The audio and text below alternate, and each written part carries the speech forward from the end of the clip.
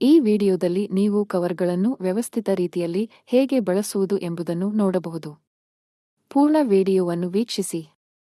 2 ರೀತಿಯ ಸಲಹೆಗಳನ್ನು ನೀಡಲಾಗಿದೆ.